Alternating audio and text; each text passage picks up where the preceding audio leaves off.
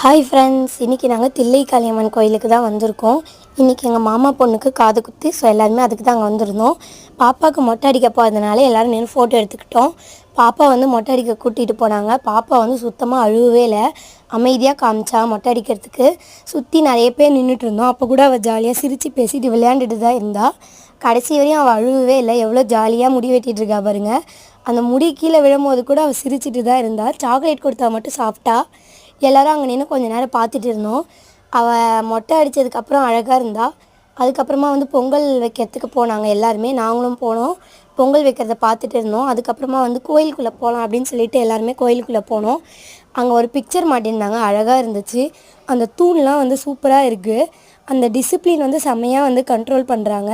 அந்த கோயில் கோபுரமே நல்லா கலர்ஃபுல்லாக அழகாக இருந்துச்சு. நிறைய கூட்டம் நின்றுட்டு இருந்தாங்க. இதுக்கப்புறம் என்ன நடந்துச்சுன்றதை பார்ட் 2ல பாருங்கள். பாய்.